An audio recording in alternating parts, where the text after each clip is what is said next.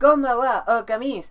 Bienvenidos a un nuevo capítulo de Okami Quest, esta sección de entrevistas en donde, bueno, traigo a diferentes personalidades, ya sean VTubers, streamers o cualquier tipo de personalidad que me parezca interesante traer y que podamos conocer de su parte las cosas que hace y lo que me atrae para traerlo a esta sección. Hoy tengo a un invitado muy especial, el cual trae algo más allá de ser un VTuber. Es un informático, es como dice él, el VTuber hacker, y se llama Lixa. ¿Cómo estás, Lixa? Muy buenos días, buenas tardes o buenas noches, depende de la zona horaria que nos encuentres mirando en este preciso momento. ¿Cómo están? Muy buenas noches, así es. Soy, bueno, generalmente soy Litza, aunque también conocido en otros aspectos quizá un poco más formales, como simplemente como Camilo Mix Vázquez, analista de ciberinteligencia para la empresa de ciberseguridad Corona Ciberseguridad y pasado por las noches, su VTuber de confianza en el mundo de la ciberseguridad como Tallina. Yo estoy muy bien. Bueno, para el que no te conozca, bueno, ¿quién eres? Eres un VTuber, sí, pero ¿cómo así que VTuber informático o VTuber hacker? O sea, ¿qué? ¿Vas a hackearle la cuenta a Elon Musk o algo así? Eh, Dime, o sea, define quién eres tú. O sea, quién eres tú, cuéntanos quién eres, ¿sabes? Bien, en resumen, Litz es un personaje, aunque está muy apegado a lo que está la persona que es detrás del personaje como tal, y simplemente es una persona de alrededor de 24 25 años que trabaja dentro del sector de la ciberseguridad hace más de 3 años, cuyo objetivo principal es llegar a lo que sería a la divulgación a las personas tanto técnicas como no técnicas, con todo lo que tiene que ver en un aspecto que a veces no es muy tomado en cuenta, pero a nivel geopolítico, estratégico y a nivel de integridad de personas como tal, sí es muy relevante, pero no muy mencionado, que es el tema de la ciberseguridad, la seguridad de la información y todo lo que tiene que ver con los apartados subyacentes, como el pentesting, el ethical hacking, las normativas, como también la educación formal del uso de estas mismas instancias. Y básicamente mi contenido principal se centra en aprender sobre materia de ciberseguridad, hablar de noticias, actualidad sobre este sector y finalmente contar muchos de los detalles que hoy en día, uno, están muy sobreexagerados o directamente algo que no se habla. El tema de las guerras digitales, el tema de los análisis como tal, puestas de investigaciones, entre otro tipo de cosas. Y en resumen, soy un personaje que está ligado también a una empresa de ciberseguridad chilena llamada Cronap Ciberseguridad de manera indirecta, pero técnicamente estoy allí presente y todo lo que nosotros me dedico principalmente es educación, concientización y por sobre todo aprendizaje de una forma distinta a lo que muchos expertos de hoy en día dentro de esta temática lo implementan en su día a día. Bueno, eso es bastante interesante porque no quiere decir que no es solamente un character, sino que realmente también tiene que ver mucho con tu IRL. Pero obviamente lo que muchos se preguntarán es, ¿cómo alguien que coño trabaja la ciberseguridad se mete al mundo de los VTubers? Y no solo eso, sino que en vez de decir, no sé, soy un VTuber venado, un VTuber manatí, que simplemente quiere divertirse ya, agarra y dice, no, voy a agarrar lo que hago IRL y lo voy a traer al mundo VTuber. ¿Por qué? ¿Por qué ha pasado esa fusión, esa combinación de conceptos?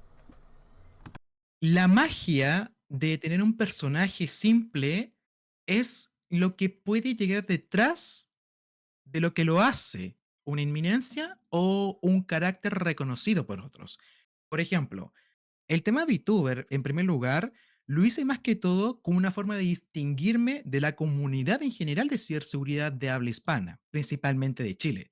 Por ejemplo, mucho lo que trabajan en ciberseguridad, más o menos al verme como tal, no por el nombre, sino solamente por el personaje que yo interpreto, o mejor dicho, que el que yo soy, bueno, me reconocen automáticamente que este es el VTuber de la empresa de Cronap o directamente este es el camino o el Litza.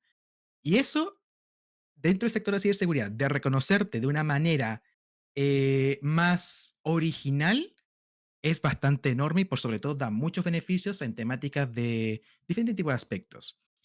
Y bueno, VTuber como tal, sí, soy. Estoy dentro de la comunidad en general, no tanto, estoy bastante alejada por temas laborales y profesionales y de estudio, porque actualmente estoy estudiando un diplomado en la Pontificia Universidad Católica, pero técnicamente estoy dentro de allí. No me entero ni de la funa, no me entero de nada, me tienen que algunas personas decir qué está ocurriendo, pero yo estoy bastante lejos de mi área. Yo me concentro en mi entorno de trabajo y en la comunidad que quiere saber sobre más el entorno de ciberseguridad. Y del por qué me hice VTuber es una situación muy chistosa. Yo desde el año 2019 al 2020, antes de que ocurriera el contexto de la pandemia, yo daba charlas y conferencias en tanto en colegios como en universidades. Pero, ¿qué es lo que ha estado ocurriendo? Si hay algo que a mí me incomoda mucho es el de mostrar mi rostro. Igualmente, no soy feo como tal, pero soy más o menos inseguro en ese aspecto, pero no tanto.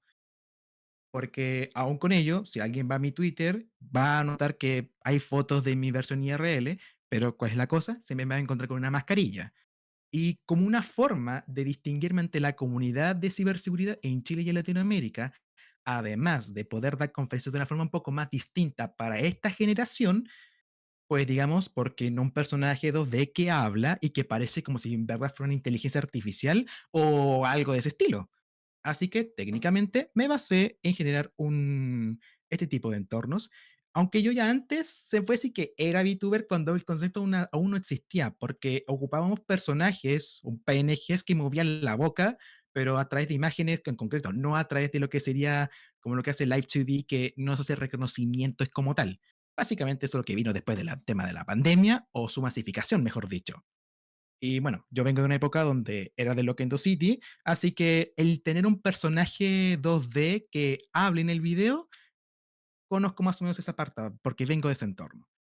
Y me hice VTuber más que todo porque mientras estábamos en tema de pandemia, recuerdo que vi a la primera VTuber y que hoy en día es una persona que yo asesoro en el tema de ciberseguridad, que en este caso sería Nimu, en este caso sería Nimu, y a partir de ahí me inspiré en informarme más sobre este aspecto, del cómo se hacía un modelo, y lo mandé a hacer. Y el primero fue un Virroid.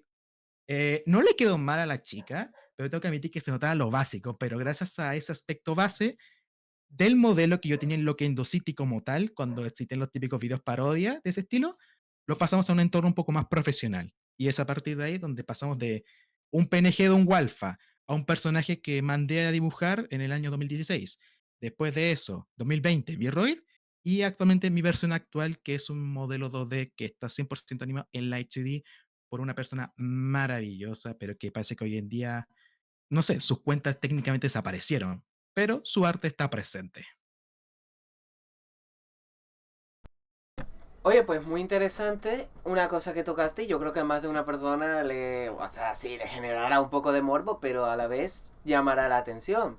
Nimu, ¿cómo es ella a la hora de asesorarle de esos temas? Es como cualquier persona que no tiene mucha idea del medio, más que todo. Puede ser de que todo el mundo interpretemos un personaje como tal, pero fuera de ese entorno, somos personas que, como cualquier otra al final del día, nadie en este tipo de aspecto se puede decir de que son personas que son, como algunos lo ven creído, que ya se lo saben todo.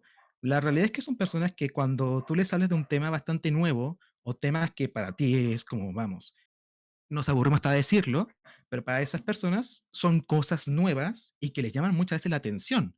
Y que en base a lo que se ve en los medios y a lo que ven en las películas se hace una idea equivocada. Y cuando nosotros lo derribamos y les contractamos con información que incluso puede ser más choqueante que la que te enseñan en el mundo de la información, tanto en los medios de comunicación tradicionales o en el cine, pues digamos que es ahí donde la gente tiende a tener una reacción distinta. Y con el caso, por ejemplo, como yo asesoro animo en algunos apartados, es casi lo mismo. Es enseñarle o hablar, a platicar de este tipo de ambientes como si yo estuviera hablando contigo de ciberseguridad, tanto tú, Gina, como la persona que está viendo el video. No hay ninguna otra sorpresa. Ya si nos reunimos entre informáticos, bueno, la cosa cambia un poco porque ya tenemos un poco más de entendimiento. Pero en resumen, es alguien que no es experta en el área y cuando tú la asesoras o le explicas cosas nuevas, se queda asombrada. Oye, pues no, o sea, eso está bastante bien porque claro, a ver, habrá gente que dirá, coño, hablar con Nimu debe ser un lujo, no sé qué, porque claro, hay gente que si tiene muchos números la idea le pone así como de ídolos y tal. Pero yo te voy a hacer la pregunta que creo que es bastante coherente con lo que estamos hablando y es, ¿cuántos VTubers están bajo tu ala en ese nido de la ciberseguridad? Únicamente Nimo. Los demás han llegado gente bajo proposiciones, pero en primer lugar querían un servicio gratuito. Yo no hago nada gratuito a menos de que esa persona en concreto yo tenga una admiración o directamente yo esté cumpliendo o parte de un favor como tal. Lo demás se pasa por un asesoramiento, se pasa lo que sea a través de una tributación y finalmente a través de un pago. Cuando yo hago algo por voluntad propia, es como intentar regresar a la otra persona lo que ella hizo por mí de una manera directa o indirecta, dependiendo de muchos sentidos. Y en el caso de Nimo, como ella me inspiró para ser VTuber, he llegado lejos en la comunidad nacional de ciberseguridad siendo un VTuber, incluso dando conferencias en el extranjero, pues digamos de que debido a esa novedad, es una forma de retribuir lo que hoy en día he ganado, gracias a lo que sería, a simplemente que una persona me inspiró a ser como ellos.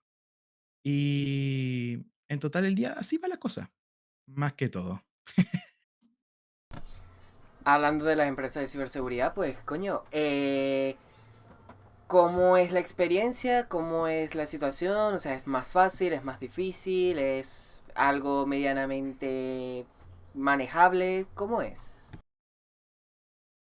Trabajar en una empresa de ciberseguridad como tal puede ser tanto divertido, aburrido, pero lo que siempre va a haber en tema de cuentas es que hay sacrificios por hacer si es que alguien quiere dedicarse a este entorno. Ciberseguridad se gana bien, sabiendo si no tienes incluso universidad o alguna educación no más allá del colegio, si eres experto en alguna disciplina como tal, te van a contratar y te van a pagar bien. Excepto si quieres llegar a puesto de gerente, porque ahí necesitas tener un universitario como tal, por lo menos en las universidades más típicas en ese sentido. En la empresa donde yo estoy, que es una startup, que somos entre 8 o 9 personas máximo, somos básicamente como un grupo de amigos que trabajan. Eso simplemente.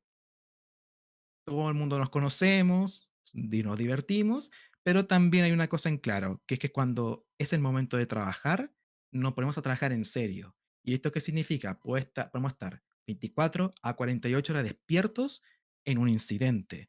Podemos estar trabajando los fines de semana sin descansar hasta dar la respuesta concreta. Podemos atender incidentes en cualquier momento si es que lo requieren nuestros clientes o llega un posible nuevo cliente que requiere una ayuda inmediata. Trabajar en ciberseguridad es divertido porque se aprende mucho. El alcohol es algo reglamentario en este mundo, pero más que todo de ámbito social, no al punto de estar tan crudo que básicamente empiezas a decir puras leceras en vez de cosas empíricas como tal, y así sucesivamente. Pero también ese lado divertido tiene un lado serio, y es que nosotros tratamos con información de mucha sensibilidad como tal. Y en base a eso, en donde nosotros vamos trabajando para la mejora continua de todo ello. Pero se puede decir que, en resumen, en tu pregunta, trabajar en ciberseguridad y, por ejemplo, en mi empresa, es divertido, puede ser aburrido, es súper flexible en muchos tipos de sentidos, pero hay que hacer sacrificios al momento cuando ocurre un incidente como tal. Y eso es quizás no dormir, estar mucho tiempo en la computadora, no cumplir horarios, porque nosotros nos regimos a través del artículo 22, y así sucesivamente. Pero a experiencia de muchos, vale la pena, sí, pero no muchas personas tendrían la disponibilidad o el aguante a lo largo del tiempo de cubrir lo que nosotros hacemos actualmente. Pero el que no lo intenta, pues tampoco va a tener la respuesta claramente. Oye, pues en ese apartado es bastante interesante porque claro, es como pagan bien, pero a tu riesgo de cuánto puedes soportar mentalmente, ¿no? Mentalmente, lo que tú le digas al cliente, porque una información mal dicha o mientes es rápidamente perder la atribución y la confianza. Y eso es algo que no se puede permitir el lujo en ninguna empresa de ciberseguridad. Ninguna. Así que se juega muchas veces con el mango caliente como tal. Y dependiendo de cómo nosotros lo vayamos manejando, la circunstancia puede ser tanto favorable o nos puede poner en negativa. Y además que es un sector muy competitivo y mucho. Pero eso le da también la magia de este rubro. Oye, pues eso es bastante interesante. Hay una cosa que pues conversamos así casualmente un poco antes de la entrevista y era algo que tú dijiste que tienes una opinión bastante como no como que no es la más popular, pero es como una opinión técnica porque estás muy metido en el tema y es el tema de las inteligencias artificiales, sobre todo estas de que han revolucionado últimamente las de arte. ¿Qué son? ¿Y cómo funcionan? ¿Y son legales? En resumen, la inteligencia artificial es un nuevo paradigma del mundo, dentro del mundo de la informática como tal y de la tecnología, donde a través de las series de instrucciones podemos crear instancias o generarlas, mejor dicho, más que crearlas, en base a lo que sería a modelos de entrenamiento específicos que a través de series de palabras podemos generar nuevos o una visión de cómo, de qué tanto ha sido el entrenamiento de la inteligencia artificial, cómo lo puede representar en la vida real. En el caso del arte, ha sido un experimento bien interesante porque estamos hablando de que podemos generar imágenes de alta calidad en pocos segundos, o incluso en minutos o en segundos, que lo último es lo más común hoy en día, para ello. Ahora, eso sí, hay un gran problema. Las inteligencias artificiales no entrenan con sí solas. Ocupan referencias de Internet para poder ser entrenadas y después de ello lanzarse al público como tal.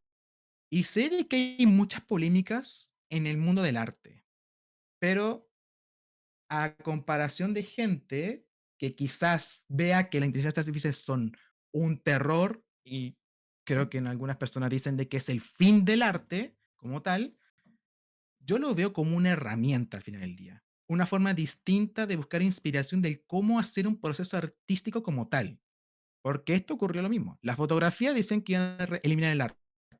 Falso. Decían de que automáticamente que las tarjetas gráficas van a reemplazar los pinceles y a todo ello. Tampoco. Bullshit al final del día. Y ahora el tema de inteligencia artificial en el mundo del arte.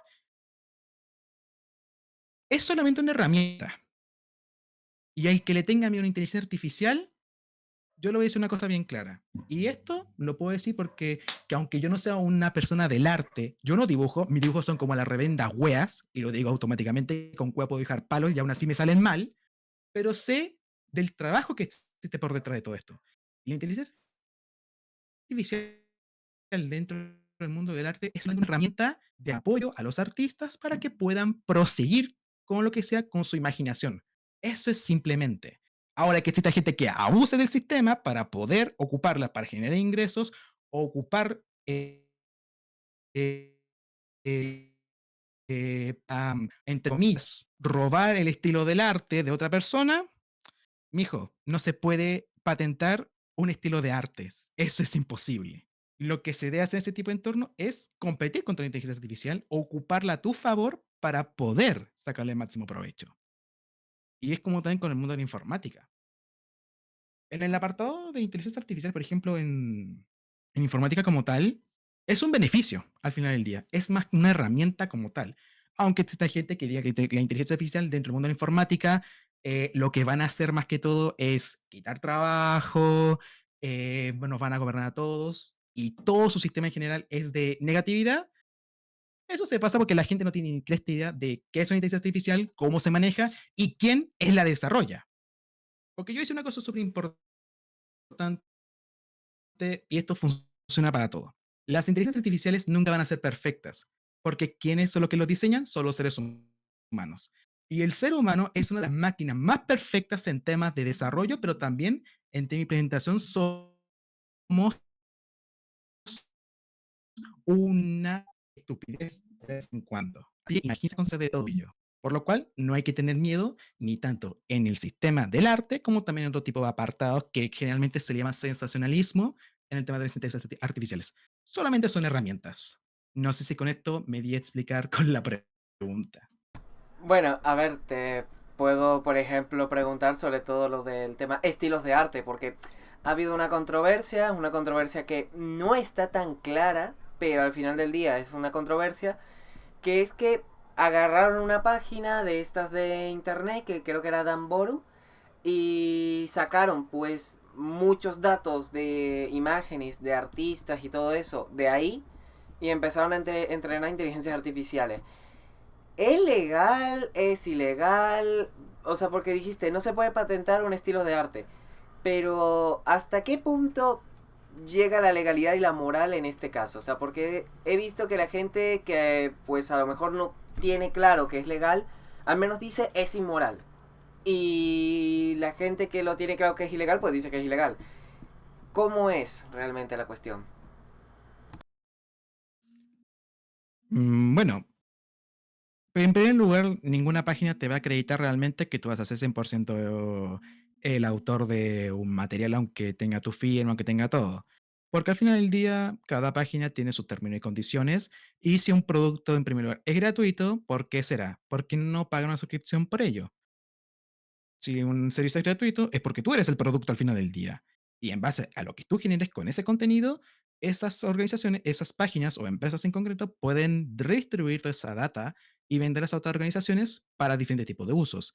Por ejemplo, se sabe de que algunas páginas, por ejemplo, Frink, esta red social de imágenes que fue como el primer intento de un intento de Instagram, pero de los primeros, que es una base de datos de imágenes, que es lo que hacía ellos podían vender las imágenes a cualquier persona alrededor del mundo y ocuparlas con fines publicitarios sin tú recibir ningún tipo de mérito o acuerdo económico. Básicamente, Frink se queda con los beneficios al final del día, a través de un intermediario o ellos mismos. Y eso se leía en los términos y condiciones. Ah, dame un segundo. Sí, tranqui. No pasa nada. Aunque es interesante lo que has mencionado porque no conocí ese caso.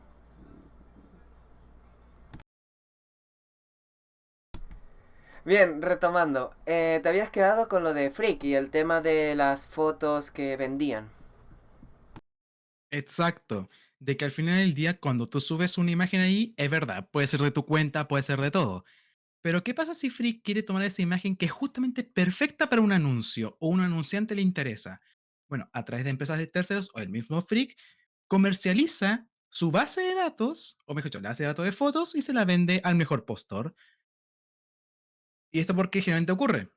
En primer lugar, tú estás ocupando un servicio gratuito y lamentablemente nada es gratuito en esta vida. Cuando algo es gratuito, puede ser por dos razones.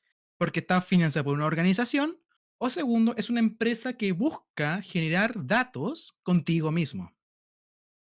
Eso es simplemente lo que ocurre.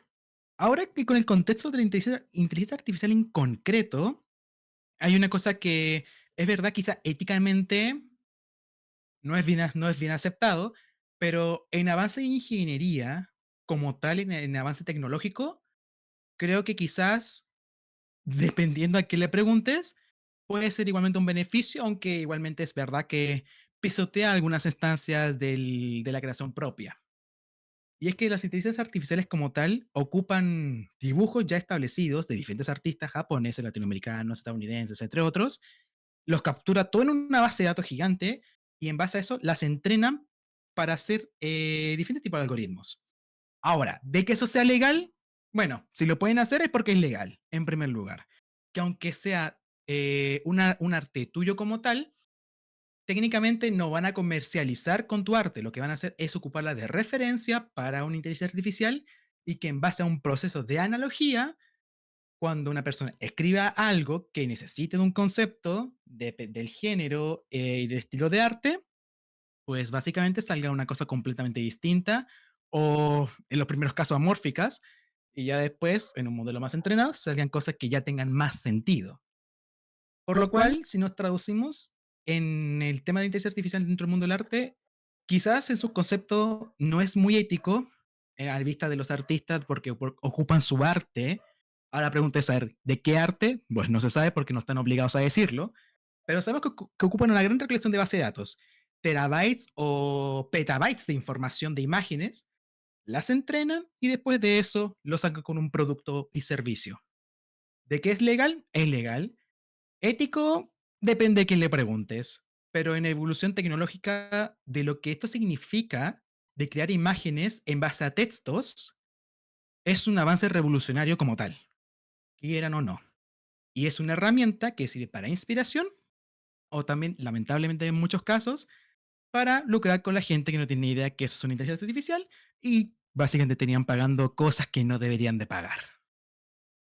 Vale, yo por lo que estoy entendiendo, porque, a ver, corrígeme si me equivoco, es que es legal porque al fin y al cabo, como se están usando de referencia y no se está usando el arte per se, sino más como si, por ejemplo, tú estás viendo un capítulo de Kimetsu no Yaiba, sacas una captura y de esa captura como que usas referencia para crear algo a partir de ese algo, es como que entre dentro de un fair use, ¿no? Como un uso justo, se podría decir.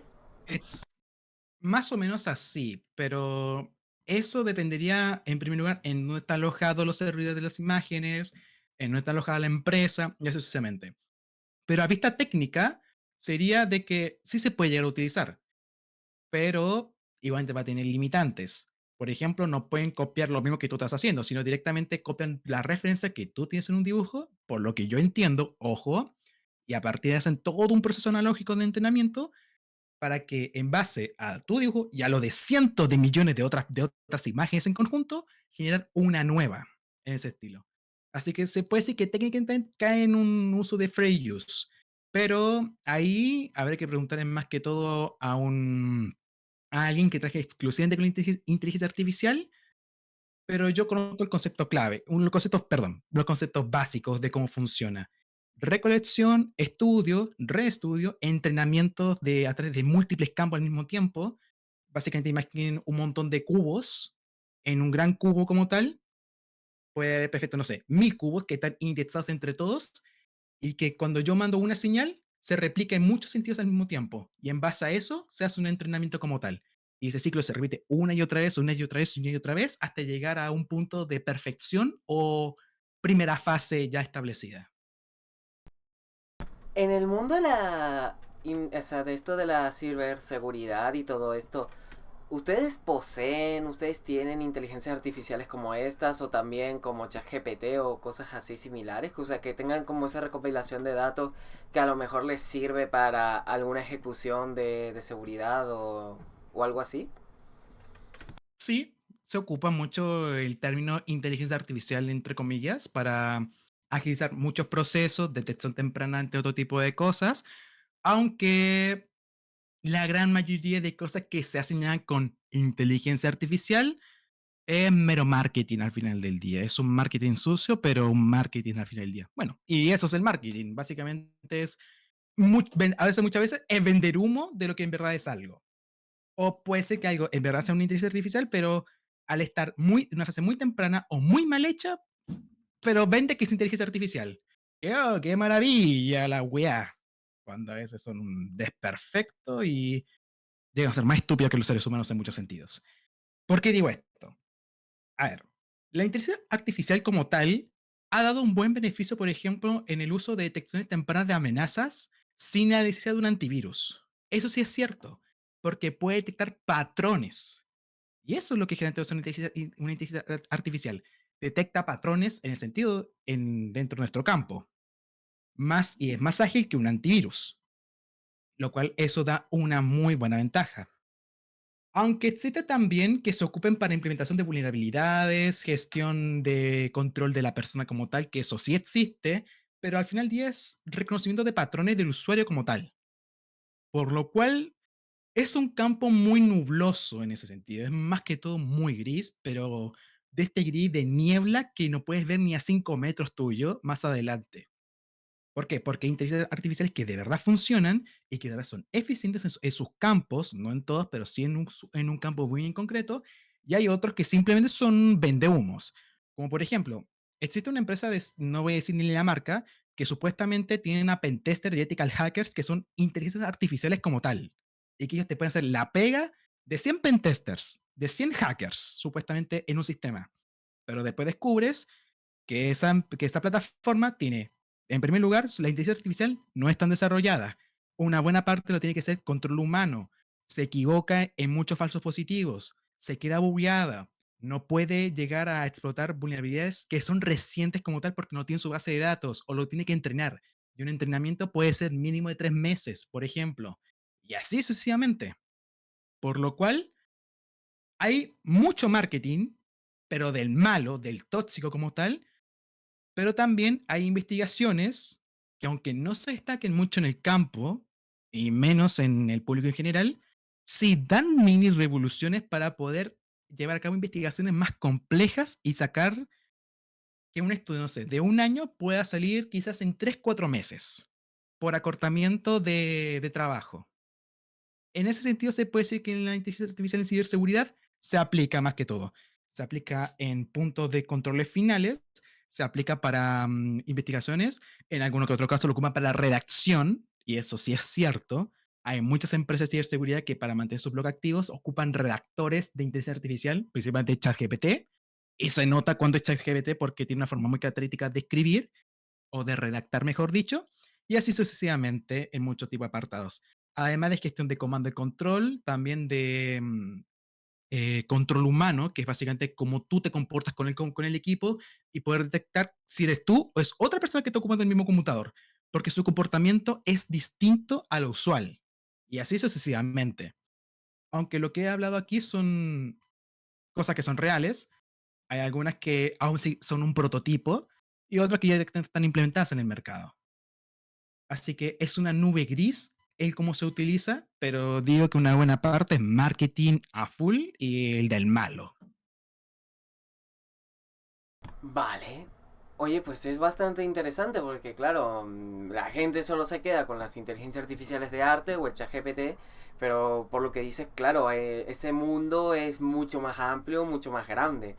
Ahora, preguntando más sobre tu campo, la ciberseguridad, pues yo creo que como última pregunta hay que revivir un poco un tweet famoso tuyo que son tus mandamientos. ¿Cuáles son esos mandamientos? ¿Qué es lo que una persona de manera básica en internet tiene que tener claro para su propia seguridad cibernética? O sea, ¿cuáles son? El primer principal es, si tu contraseña es una palabra con números, déjame decirte que lo más probable es que eso sea persona fácil de leer en todo tipo de sentidos. No hay peor contraseña que la que te vincule mucho a tu persona. Por ejemplo, el nombre de un perro, una fecha en concreto, el mismo nombre de una persona y así sucesivamente. Eso da claramente que es una persona que es posiblemente fácil de vulnerar porque tampoco se complica mucho en tema de su apartado de seguridad. Eso solamente es una especulación lo que estoy diciendo, no es algo comprobado 100% real, pero es como un meme interno en este tipo de ámbitos. Y parte de uno de los, no sé si mandamientos, pero sí de lo que yo vengo insistiendo y soy muy bueno para joder este tipo de aspectos, tanto en conferencias como en otro tipo en otros entornos. Yo siempre voy a decir una cosa: cada persona que no actualiza sus credenciales y aún no es vulnerada, es que es una persona con mucha suerte o directamente no es de importancia para alguien que de verdad quiere hacerte daño. Pero cuando tú eres más o menos relevante y te capturan algo que es tan íntimo como una contraseña que no has cambiado durante años, que es fácil de descifrar y así sucesivamente, bueno, si te llegan a vulnerar, tampoco puedes llorar porque es cada uno toma sus responsabilidades en ese tipo de aspecto. Y para evitar que estas cosas ocurran, existe una política que trabaja dentro del mundo de las organizaciones y que debería implementarse en el sector particular de nosotros, que cada cierto tiempo nuestras contraseñas deben ser actualizadas. Y no una contraseña que es Pepito nunca paga y cosas de estilo, sino directamente contraseñas generadas de manera aleatoria, alfanumérica, signos especiales y con espacios. Y ya con eso, el carácter de contraseña aumenta su dificultad si alguien la interviene o directamente intentan hacer fuerza bruta para detectar cuál es su hash final del día. Ahora, problema central, la memorización. Nadie se puede acordar de contraseñas largas y por sobre todo que son caracteres random, por lo cual se deben ocupar gestores de contraseñas seguros y confiables para llevar a cabo este procedimiento de almacenamiento de la información. y que lo único que la persona que debe recordar es una clave maestra, y cuya clave maestra debe ser cambiada cada cierto tiempo. Es la única llave que debes aprenderte para que las otras llaves puedan llegar a funcionar. Porque si la llave del paraíso no puedes entrar directamente a los beneficios que te puede llegar a traer. ¿Y cuáles son los beneficios? El acceso a tu banco, a TikTok, a Twitter, a Instagram o a cualquier otra red social donde que el usuario y la contraseña sea de hecho un factor en concreto. Además de activar el segundo factor de notificación, porque si te pillan la contraseña, a ver, el segundo factor de notificación te ayuda para que no puedan entrar como tal. Pero si te infecta la computadora, bueno, fuiste bueno. Ni la contraseña ni segundo factor de notificación te va a ayudar en ese tipo de sentidos. Lo otro que sería más seguro sería un token físico, una llave USB que te permite conectarla, se lee la huella dactilar de vez en cuando, en los modelos más actuales, y puedes ingresar a tu cuenta solamente con la huella dactilar. El proceso de cómo funciona eso es bastante más complejo porque involucra cifrado de VP-Hellman, llave pública y llave privada, además de reconocimiento biométrico, que en base a eso se hace una resolución matemática para poder llegar a un resultado que básicamente da un resultado de un número primo exacto y que está configurado de base y a partir de ahí desbloquea todo ese tipo de aspectos. Pero no me voy a complicar tanto la historia, porque esto tampoco es un curso de física ni tampoco de matemáticas avanzadas. En resumen, si tienes una contraseña, actualiza cada cierto tiempo, habilita segundo factor de autentificación y por sobre todo, nunca descarguen tanta mierda en su computadora porque la sorpresa de que puede haber un malware que roba credenciales y después el virus se autoelimina para que no salte el antivirus, pues digamos de que si alguien quiere ser inseguro es porque lo quiere simplemente o por desconocimiento. Pero cuando una persona es consciente de todo ello, toma algunas acciones. Ese es uno de mis mandamientos. Segundo factor de identificación, contraseñas seguras, cambiarlas cada cierto tiempo, tener un gestor y, si es posible, no ocupes contraseñas y anda con una llave física, que es que generalmente valen entre 30 a $60 cada una y te sirve para múltiples cuentas al mismo tiempo. Oye, pues muy interesante. De hecho, yo no sabía lo de las claves físicas. Es algo que me ha impresionado. Digo, wow, o sea, y esto para mí es nuevo. O sea, fíjate que yo hasta ya pensaba que los pendrive pues ya no servían para nada, los USB. Pero ahora con esto pues me has abierto los ojos con algo. Bueno, Lisa, antes de irnos, pues algo que quieras decir y también qué gestor de contraseñas recomendaría, porque habrá gente que no sabe y a lo mejor se estaría metiendo de cabeza sin saber. Gestor de contraseña que yo ocupo y que, por ejemplo, la empresa ocupa y muchos otros lugares lo ocupan, se llama Bitwarden. 100% gratuito, muy bueno, y el que lo quiera pagar el servicio mensual vale creo que está $1 al mes y te desbloquea muchas opciones. Y además eso es código abierto. Para aquellos que dicen, es que todo lo que sea código cerrado es malo. Lo que sean de la Free Software Foundation, váyanse directamente a la reconcha de su madre. Si es un software cerrado, un código o un software abierto, da lo mismo. La weá es que funcione. Así que no hay que ser puristas en ese sentido. Sino hay que ser puristas en cómo nosotros resguardamos nuestra integridad ante alguien que no debe estar allí. ¿Y qué más puedo llegar a decir? Señores, es en serio, no peleen por estupidez con la inteligencia artificial. El que ande llorando por inteligencia artificial, en el caso del arte, es porque algo o directamente le tiene miedo a que lo reemplacen. Ocúpenla como una herramienta, le pueden sacar mucho jugo, tanto para los que no saben dibujar como para aquellos que son, ni siquiera necesitan inteligencia artificial, pero les sirve para no sé, un concepto distinto o que quizás no se imaginaron con las palabras claves. Y se puede sacar miles de referencias en base a ello. Además de eso, ¿qué más puedo decir? El sector de ciberseguridad es divertido, pero es con muchos sacrificios de por medio. Pero el sacrificio vale la pena debido a, que sería a los beneficios que te puede llegar a traer. Estudiarlo es perfectamente posible en todo tipo de sentidos, ya sea con o sin universidad, o instituto de formación técnica, o instituto profesional. Y lo más importante, dejen de descargar mierda de internet, no confíen en los tutoriales de YouTube, en especialmente en los que son más nuevos. Tengan en cuenta de que hoy en día esto no es el 2005, cualquier cosa que tú descargues puede ser perfectamente un malware. Y si apareces en alguna base de datos, tu Twitter automáticamente pasa a ser un crypto bro y directamente tu información personal, tu cuenta del Genshin está vendido en algún foro dentro de la Darknet o en un foro público de hackers. de habla rusa, quién es la culpa de todo ello? Pues de uno mismo. Así que sigan patrones de seguridad básicas, no descarguen cosas que no son de fuentes oficiales, ni tampoco que sea de confianza, no lo hagan, háganlo de cosas oficiales como tal y que esté específicamente diseñado para ello. Cumplan las reglas básicas de seguridad del tema de sus cuentas. Y si el que diga es que yo no tengo nada que esconder, amigo, tu vida no vale nada. Por lo menos digitalmente, porque en la vida real depende de lo que diga tu seguro. Eso es lo que tendrá que decir. Pues nada chicos, espero que les haya gustado y nos vemos. Bye bye. Bye bye.